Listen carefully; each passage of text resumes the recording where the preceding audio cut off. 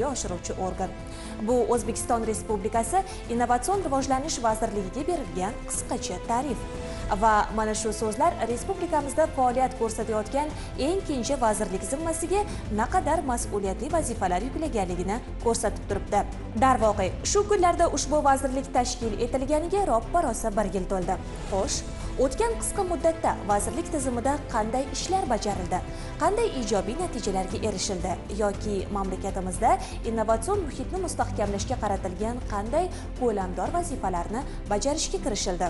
Oddiygina qilib aytganda, mamlakatimiz ilmiy jamoatchiligi, yosh olim va tadqiqotchilar, qolaversa keng xalq ommasi ushbu vazirlik tufayli biror naf ko'rishga ulgurdimi? Bugungi ko'rsatuvimizda ana shu mavzuda so'z yuritishga harakat qilamiz.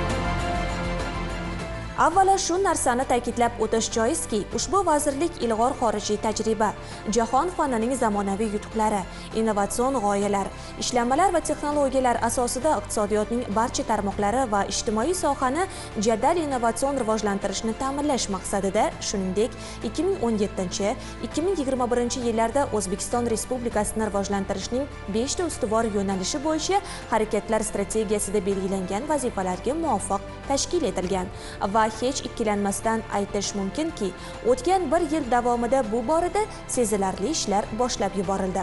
Keling, aniq misol va dalillarga o'tamiz. Deylik, vazirlikning tadqiqotlar, ta'lim va sog'liqni saqlashga innovatsiyalarni joriy etish boshqarmasi tomonidan qanday ishlar bajarildi? Sog'liqni saqlash yo'nalishida xalqaro molekulyar allergologiya markazi tashkil qilindi. Bu ya'ni Innovatsion rivojlanish vazirligi qoshida. Ushbu tizim joriy qilishdan asosiy maqsad hozirgi kunda xabaringiz bor, butun dunyo aholisini 30% dan ko'prog'i turli xil allergiya kasalliklari bilan aziyat chekishadi. O'zbekistonda xuddi shunga o'xshash holat yana takrorlanadi. Bu holatni oldini olish, ya'ni shu aholimizni allergik kasalliklaridan jabr ko'rmasdan yashashini ta'minlash uchun aerobiologik monitoring tizimi tashkil qilindi va hozirgi kunda Toshkent shahrida 2 ta chang qopqonlari avstriyalik professorlarimiz ishtirokida o'rnatildi va bu bahor va kuz oylari davomida havoda tarqaladigan turli xil o'simliklarning gullari, changlari yoki havodagi zamburug'lar, bakteriyalar havoni o'zini changlanishini darajasini aniqlaydi va aholiga oldindan ushbu holatga tayyor turish kerakligini va o'zini muolajalarini oldin olish kerakligini internet tarmoqlari orqali tarqatish ushbu tizim joriy qilinyapti.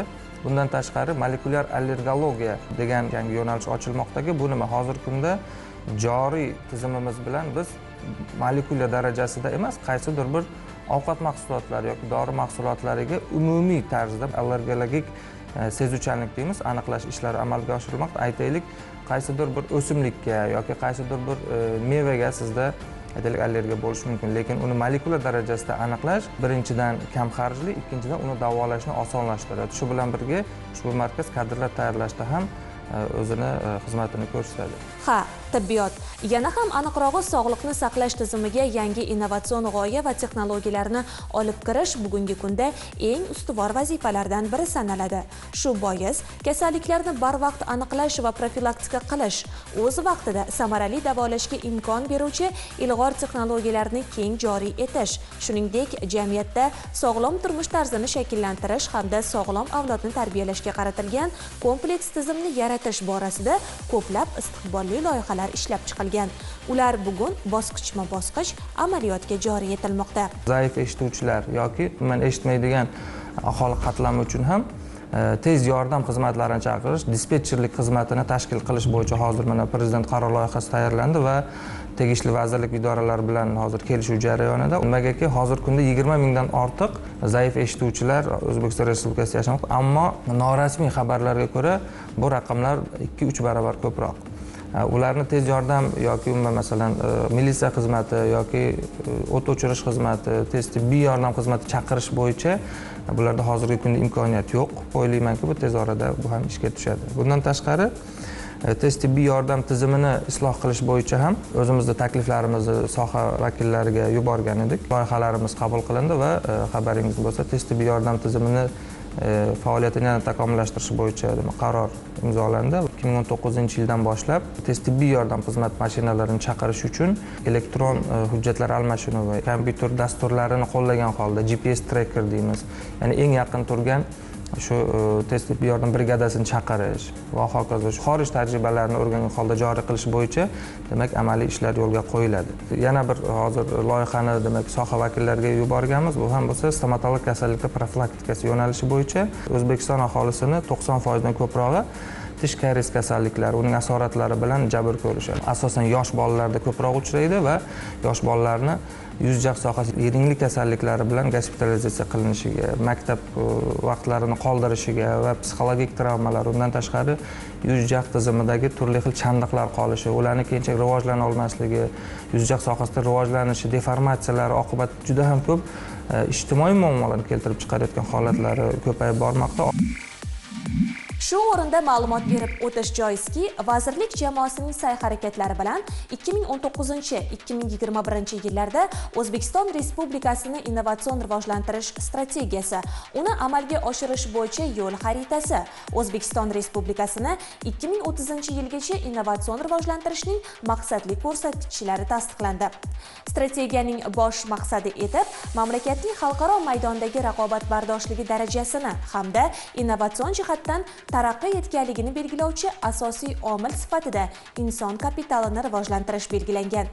Strategiyada belgilangan asosiy vazifalardan yana biri 2030-yilgacha mamlakatimizni global innovatsion indeks reytingi bo'yicha jahonning 50 ta eng ilg'or davlatlari qatoriga kirishiga erishishdir. Bu oson emas albatta, lekin vazirlik jamoasi a'zolarining shunday ulkan vazifalarni o'z zimmalariga olishi bejiz emas va bu jarayonda mamlakatimizda faoliyat ko'rsatayotgan barcha ilmiy va ta'lim muassasalari, olimlar, ilg'or fikrli muhandis texnik xodimlarning xizmatlariga tayanilishi shubhasiz. Yana ham aniqrog'i, bu vazifalarni mamlakatimizning butun ilmiy intellektual jamoasi hamkorlik va hamjihatlikda amalga oshiradi. Xalq ta'limi vazirligiga zukko bolalar, ya'ni innovatsion g'oyalari bor bo'lgan bolalarni har bir viloyatda bittada maktabini ochish, shu yerda o'sha kam ta'minlangan bolalarni ham o'qitish tizimini joriy qilish bo'yicha takliflar berdik. Undan tashqari, Innovatsion rivojlanish vazirligi qoshida 2 ta maktab hozir ochildi. Bulardan biri tabiiy fanlarga ixtisoslashtirilgan Ibn Sino maktab internati va aniq fanlarga ixtisoslashtirilgan Mirzo Ulug'bek maktab internati ochildi va faoliyat olib bormoqda. O'ylaymanki, bu yerda ham biz innovatsion o'qitish usullarini qo'llagan holda bolalarimizni oliy ta'limga, undan keyingi ta'limga ham kadrlar tayyorlashga harakat qilamiz. Bundan tashqari, barcha oliy ta'lim yo'nalishlarida ilm-fan va innovatsiya asoslari fanini kiritish orqali ularda ilm-fanga bo'lgan qiziqish. Oddiy misol uchun hozirgi kunda aytishim mumkin, talabalar tezis va maqolalar yozish, ularni o'qish va o'qigandan keyin amaliyotga qanaqa joriy qilish mumkinligi haqida ko'nikmalarni hech qanaqa fanda o'rganayotgani yo'q. Chunki biz mana Oliy ta'lim vazirligi bergan ma'lumotlar asosida tahlil qildikki, 200 dan ortiq ta'lim yo'nalishlarini bor yo'g'i 2 tasida ilm-fan to'g'risida qanaqadir fanlar o'tiladi, 4 tasida qanaqadir innovatsiya haqida tushunchalar beriladi. Lekin vaholanki ilm-fan va innovatsiya bu barcha sohada bo'lishi kerak. Demakki, biz ilm-fan va innovatsiyani o'zini o'rgatmas ekanmiz, ulardan innovatsiya yaratishni talab qilishimiz aslida noto'g'ri. Shuning uchun biz oldin ularga shu talabalik davrida ilm-fan va innovatsiya haqida tushunchalar berib, ularni o'qitib, o'rgatib, shu ilm-fan qilgandan keyin uni qanaqa qilib kommersializatsiya deymiz, tijoratlashtirish, uni qanaqa qilib patent olish, barchasi haqida ularga tushuncha berib, innovatsiyalar qachon joriy qilinadi, qanaqa joriy qilinadi va hokazo shularni o'rgatmaydigan bo'lsak, biz ulardan meva kutishimiz aslida noto'g'ri. Shuning uchun biz ushbu fanni kiritish bo'yicha taklif berganmiz. Har qanday innovatsiya, yangi g'oya va ishlanma avvalo ilmga tayanadi. Anglagan bo'lsangiz, suhbatdoshimiz ta'kidlab o'tgan innovatsion loyihalarning barchasi ilmga asoslangan. Bu esa ta'lim sohasiga ham ko'plab innovatsion loyihalarni tatbiq etish va shu orqali yoshlarimizda innovatsion ko'nikmalarni barvaqt shakllantirish lozimligini ko'rsatadi. Ta'lim muassasalarida innovatsion kutubxonalarni yo'lga qo'yish bo'yicha ham ishlanmalar olib boryapmiz. Mana bu ham ommaviy axborot vositalarida yoritilgan edi. QR Book degan ishlanma yaratdik. Bu ham shu Toshkent davlat stomatologiya universiteti talabalari bilan hamkorlikda, shu yerda faol talabalar bor, yaratildi va ushbu kartochkada talaba uchun kerak bo'ladigan kitoblarni elektron versiyalarini QR kod orqali yuklab olish mumkin bo'ladi. Bu ham o'sha talabalarni qaysidir ma'noda kutubxonada ko'p vaqt sarflashini oldini oladi deb hisoblaymiz. Ushbu QR book tizimi orqali muomalaga chiqariladigan kitoblar sonini oshirish bo'yicha ham ishlayapmiz. Bundan tashqari Xalq ta'limi vazirligi tasarrufidagi 100 ga yaqin maktablarda, ya'ni bu maktablar Surxondaryo viloyatini turli xil demak shahar markazlarining olisida joylashgan maktablarida o'sha yerda internet tizimi yo'q yoki aytaylik ba'zi bir holatlar ochiqini aytish kerak, tok bormagan holatlarda ham ishlashga imkoniyat beradigan Q-box tizimi hozir joriy qilish bo'yicha demak ishlar olib borilmoqda. Ushbu qurilma o'zini quyosh batareyasi bor. Quyosh batareyasi orqali hatto o'sha svet o'chib qolgan holatda ham ishlashi mumkin va 500 metr radiusda to'lqin tarqatadi va bir paytning o'zida 1000 ga yaqin o'quvchilarni shu tizimga bog'lanishi va foydalanish imkoniyatini beradi. Bu ham qaysidir ma'noda internet bormagan joylarga internetni olib borish, ya'ni bir qanaqadir innovatsion yechim deb qarashimiz mumkin. Atrof muhitni muhofaza qilish va tabiatdan foydalanish tizimiga innovatsiyalarni joriy etish ham Innovatsion rivojlanish vazirligining asosiy vazifalaridan biri sanaladi. Shu bois vazirlik tizimida atrof muhit va tabiiy resurslarni himoya qilish tizimini rivojlantirish bo'limi tashkil etilgan. Mazkur bo'lim tomonidan Orol dengizining qurib qolgan qismidagi sho'rlangan yerlarda ilmiy tadqiqot va amaliy ishlar ko'lamini kengaytirish, ekotizimni yaxshilash hamda munosib hayot faoliyatini ta'minlash, tadqiqot va innovatsiyalarning ilg'or tajribalarini joriy etish maqsadida Islom taraqqiyot banki va sho'rlanish sharoitida biodehqonchilik xalqaro markazi bilan hamkorlikda bir qator ishlar yo'lga qo'yildi hamda amaliy harakatlar boshlab yuborildi. Xususan, Orolbo'yi xalqaro innovatsiya markazining tashkil etilishi shular jumlasidandir. Orolbo'yi xalqaro innovatsiya markazi faoliyati uchun Innovatsion rivojlanish vazirligining Innovatsion rivojlanish va novatorlik g'oyalarini qo'llab-quvvatlash jamg'armasi tomonidan 5,8 milliard so'm mablag' ajratilishi ko'zda tutilgan. Shuningdek, yuqori texnologik innovatsiyalarni transfer qilish va xalqaro aloqalarni kengaytirish maqsadida O'zbekiston Respublikasi uchun Fransiya taraqqiyot agentligi tomonidan ajratilayotgan 150 million yevro miqdoridagi imtiyozli zayomdan 30 million yevro ushbu markaz faoliyati va ilmiy tadqiqotlari uchun yo'naltiriladi. Asosiy maqsad shu Orolbo'yi qurilgan hududdan bugungi kunda yuzaga kelayotgan salbiy oqibatlarni yumshatishga qaratilgan. Mana shu Orolbo'yi innovatsion markazining ochilishini 16-oktyabr kuni Samarqand shahrida bo'lib o'tgan xalqaro forumning ochilish jarayonida e'lon qilindi. Bu forumga nafaqat respublikamiz olimlari, balki mana shu atrofimizda joylashgan yaqin davlatlar Qirg'iziston, Qozog'iston, Turkmaniston, Ozarbayjondan olimlar qatnashdi. Shu bilan birgalikda xalqaro biosaling markazi bor, Birlashgan Arab Amirliklarida joylashgan Dubay shahrida. Mana shu tashkilotning rahbari qatnashib, innovatsion vazirlik bilan mana shu biosaling markazi o'rtasida memorandum imzolandi. Mana shu hamkorlikda tutishdan maqsad avvalambor Orolbo'yini rivojlantirish va markazga texnik, iqtisodiy hamda ilmiy yo'nalishda hamkorlik qilishdan iborat bo'ldi. Shu bilan birgalikda mana shu forumda Yaponiya olimlari ham ishtirok etishdi. Qatnashgan barcha ishtirokchilar, shu olimlar Orolbo'yidagi holatni yaxshilash bo'yicha respublika hukumat tomonidan olib borilayotgan, Innovatsion vazirligi tomonidan tashkil qilinayotgan ishlarga ular qo'llab-quvvatlab shu ishlarda yordam ko'rsatishga o'zlarining xayrixohlarini bildirishdi. Darhaqiqat, Orol dengizi inqirozi bugungi kunda nafaqat Markaziy Osiyo mamlakatlari, balki butun dunyo jamoatchiligini tashvishga solayotgan eng og'riqli muammolardan biri bo'lib turibdi. Shunday bir vaziyatda ushbu hududda eng yangi innovatsion g'oyalarning shakllantirilishi va amaliyotga joriy etilishi ijobiy natijalar berishi muqarrar.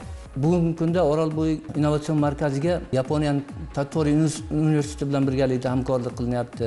Dubay shahridagi xalqaro innovatsion markaz bor. O'sha markaz bilan birgalikda yangi innovatsion markazning mutaxassislarini Dubay shahriga qisqa muddatli o'quv kurslariga yuborib, mutaxassis tayyorgarlik ishlarini olib borilyapti mana shunga. Olimlar o'zlarining yaratgan ilmiy tadqiqot ishlarini o'sha hududga borib, bevosita sinab ko'rish, o'shani amaliyotda qo'llash imkoniyatiga ega bo'ladi. Shu Mo'ynoq tumanida ham innovatsion markazining filialini tashkil qilish bo'yicha ishlar olib borilyapti.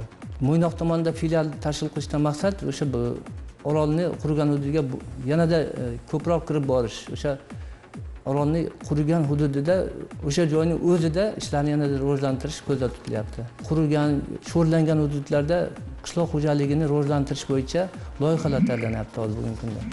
Mamlakatimizda 2014-2018 yillarda davlat budjeti mablag'laridan ilmiy, amaliy va innovatsion loyihalar hamda ishlanmalarni moliyalashtirish uchun qariyb 800 milliard so'm ajratilgan va buning natijasida ilmiy tadqiqot va oliy ta'lim muassasalari tomonidan 700 dan ortiq ixtiro patentlashtirildi. Bu ko'pmi yoki kammi? Bizningcha muhimi bu emas. Muhimi patentlashtirilgan mana shu ishlanmalar ilg'or innovatsion g'oyalarning tezroq amaliyotga joriy etilishi hamda ko'zlangan natijalarga imkon darajasida tezroq erishish. O'zbekiston Respublikasi Prezidentining shu yil 14-iyulda qabul qilingan ilmiy va ilmiy-texnikaviy faoliyat natijalarini tijoratlashtirish samaradorligini oshirish bo'yicha qo'shimcha chora-tadbirlar to'g'risidagi qarori shu yo'nalishdagi ishlarni yanada rivojlantirishga qaratilganligi bilan katta ahamiyat kasb etadi. Ayni kunlarda Innovatsion rivojlanish vazirligi tomonidan ko'plab yangi loyihalarni tijoratlashtirish ishlari boshlab yuborilgan. Xo'sh, bu loyihalar mamlakatimiz ijtimoiy-iqtisodiy hayotida qanday o'ringa ega?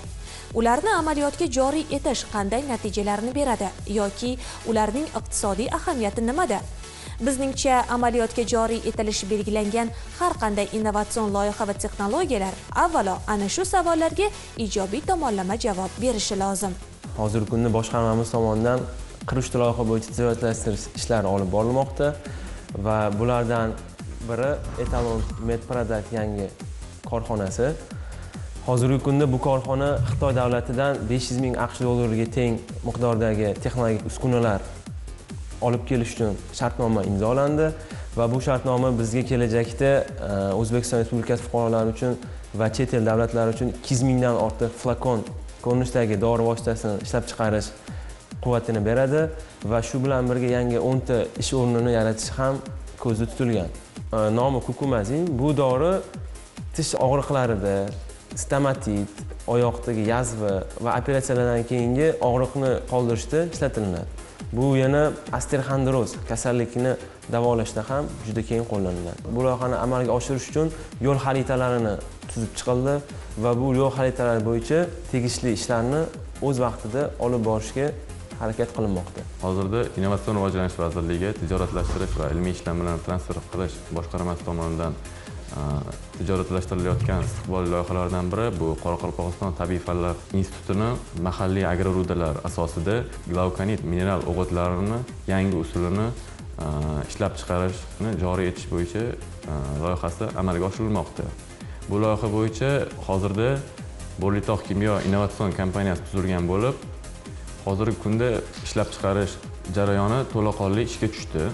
Bu loyihadan kutilayotgan asosiy maqsadimiz va natijalarimiz glaukonit tuproqda gumus miqdorini 2 baravarga oshiradi va Bo'rlitog' kimyo korxonasida 20 dan oshiq yangi ish o'rni yaratilishi kutilmoqda. Tijoratlashtirilayotgan yana bir istiqbolli loyihalardan biri bu Fanlar akademiyasi materialshunoslik institutini neft-gaz sohasida ko'p ishlatiladigan loyihalardan biri bo'lib, bu keramik sharlarni ishlab chiqarish loyihasi. Bu loyihaga hozirda Keramika Quyosh nomli innovatsion kompaniya tashkil qilingan bo'lib, loyihani umumiy qiymati 135 ming AQSh dollarini tashkil qiladi. Bu loyihadan keladigan daromad esa yiliga 571 million so'mni tashkil qiladi. Yana bir ma'lumot. Shu yil vazirlik tomonidan 1-marta Innovec xalqaro innovatsion g'oyalar haftaligi tashkil etildi va uning doirasida xorijiy va mahalliy hamkorlar bilan jami 221 million AQSh dollar miqdorida investitsiya kiritish bo'yicha bitimlar imzolandi. Kelgusi 2019-yilda vazirlik tomonidan 9 ta investitsion loyiha amalga oshirilishi ko'zda tutilgan. Shu jumladan 6 ta loyihaning manbasi va hajmi aniqlashtirilib olingan. Bugungi kunda O'zbekiston Respublikasi Fanlar akademiyasi institutlarini ishlanmalarini tijoratlashtirish bo'yicha 18 ta innovatsion korxona tashkil etildi. Bundan tashqari 7 ta litsenzion shartnoma tuzildi. Farmatsevtika kompaniyalari bilan ishlanmalar bo'yicha dori vositalarini ishlab chiqarish masalasi bo'yicha litsenziya shartnomalar imzolangan. Bugungi kunda mana Nikafarm mas'uliyat cheklangan jamiyati bilan ikkita dori vositasini ishlab chiqarishi joriy qilinib, 400 million so'mlik mahsulot ishlab chiqarilgan. Bundan tashqari O'zbekiston territoriyasi seysmik xavfni baholash dasturi Favqulodda vaziyatlar vazirligida qo'llanilishi joriy etildi. Prezidentimizning 2018-yil 6-avgustdagi 3899 sonli qarorlari bilan 100 million AQSh dollari miqdoridagi prezident fondi tashkil etilgan. Bu fondning asosiy maqsadlari startap tadbirkorlik loyihalarini moliyalashtirish.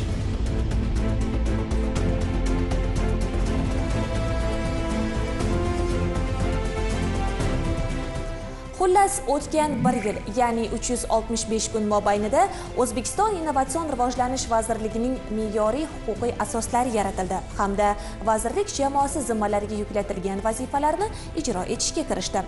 Qilingan va qilinayotgan ishlar, bu ishga jalb etilgan olimlar va muhandis-texnik xodimlar, sohaga ajratilgan va sarf etilayotgan xarajatlar, zamonaviy bino va inshootlar, xorijiy mamlakatlardan olib kelingan asbob-uskuna hamda jihozlar, shinam laboratoriyalar, o'nlab yirik loyihalar ishga tushirilgan korxonalar. Bularning barchasi haqida bir ko'rsatuv doirasida ma'lumot berish mushkul albatta. Ko'rsatuvimiz avvalida vazirlik jamoasi 2030-yilgacha mamlakatimizni global innovatsion indeks reytingi bo'yicha jahonning 50 ta eng ilg'or davlatlari qatoriga kirishiga erishishni strategik vazifa sifatida belgilaganligini aytib o'tgan edik. O'ylaymizki, bir yilda shuncha salmoqli vazifalarni bajarishga erishgan vazirlik jamoasi kelgusi 10 yillikda o'zlarining strategik vazifalarini ham uddalashga erishadi. Bugungi ko'rsatuvimiz orqali sizga yetkazmoqchi bo'lgan ma'lumotlarimiz shular edi. Xayr, omon bo'ling.